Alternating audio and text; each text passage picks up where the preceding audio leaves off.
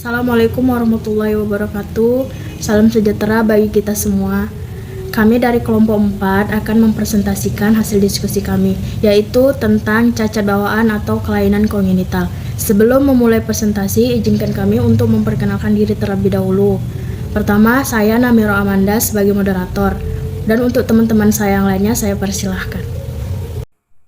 Perkenalkan, nama saya Saneno Sregar, saya sebagai narasumber pertama. Terima kasih. Halo, perkenalkan nama saya Putri Aisyah Aprilia. Tugas saya sebagai narasumber kedua. Terima kasih. Saya Siti Nurhiji Sinaga, saya narasumber ketiga. Halo, perkenalkan nama saya Fatia Amanajura, saya sebagai narasumber keempat. Terima kasih. Baik, sekian perkenalan dari kelompok kami. Kami akan melanjutkan ke sesi presentasinya.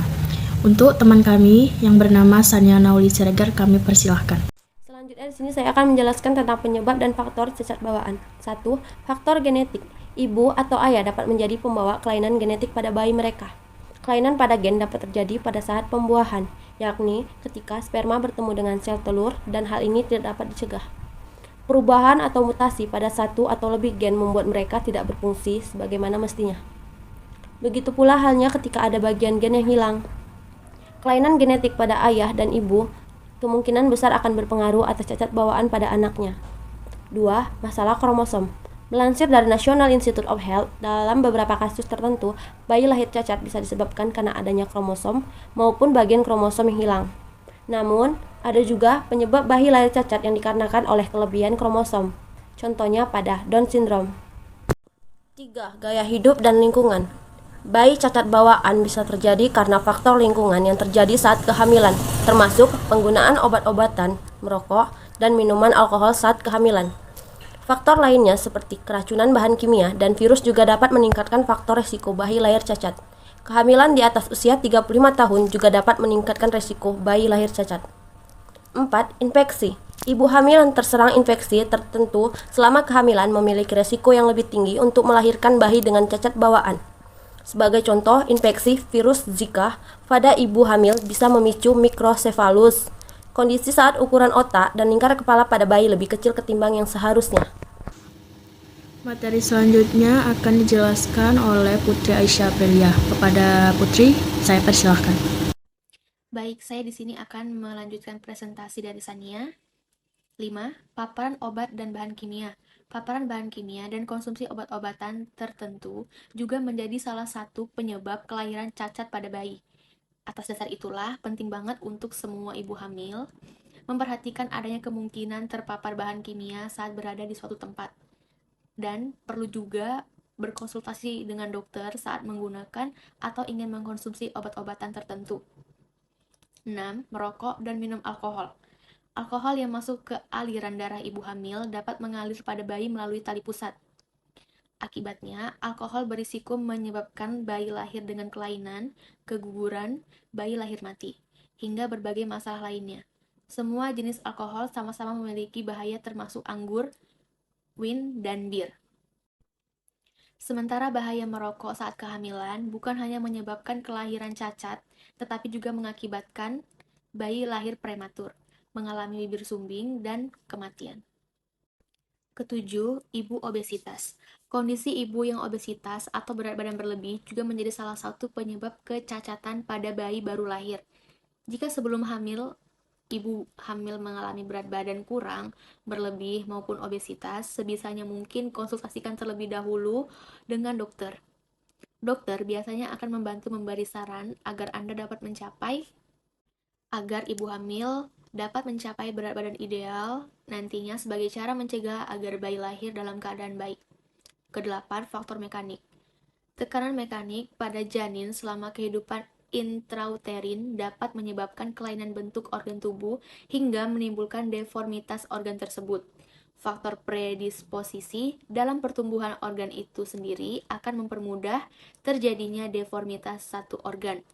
Sebagai contoh deformitas organ tubuh ialah kelainan talipes pada kaki seperti talipes varus, talipes valgus, talipes equinus, dan talipes equinovarus atau clubfoot.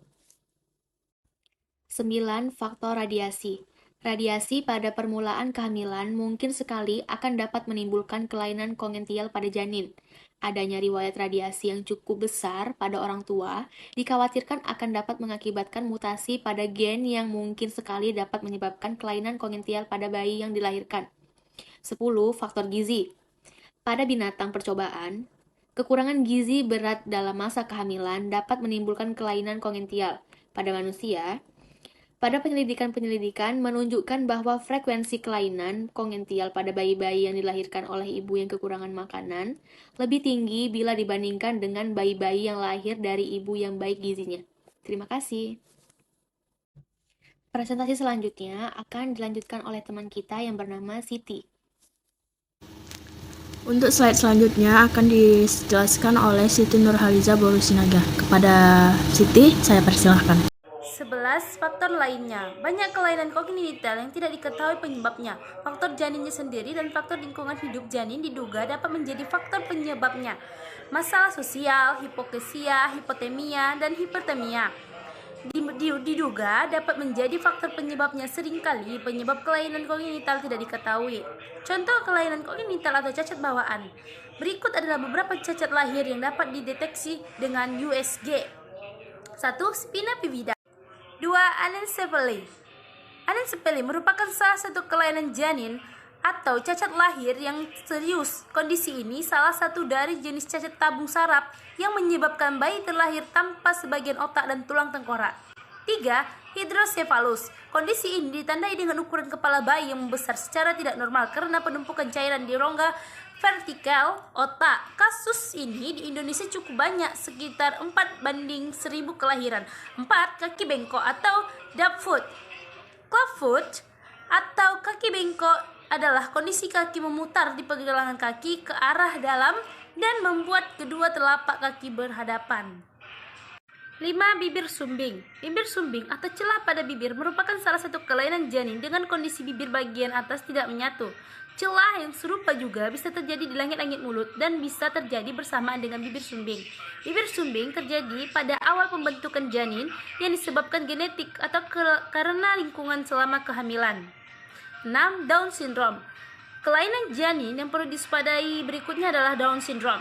Kondisi ini terjadi ketika janin memiliki kelebihan kromosom. Normalnya, manusia memiliki 46 kromosom setiap sel, 23 dari ibu, 23 dari ayah. Sementara itu, kondisi Down syndrome sendiri memiliki 47 kromosom setiap selnya. Oke, baik. Slide terakhir akan dilanjutkan oleh Fatia Amanda Zuhra. Kepada Fatia, saya persilahkan. Diagnosis kelainan kongenital atau cacat bawaan. Kelainan bawaan seringkali bisa langsung diketahui melalui pemeriksaan fisik ketika bayi dilahirkan.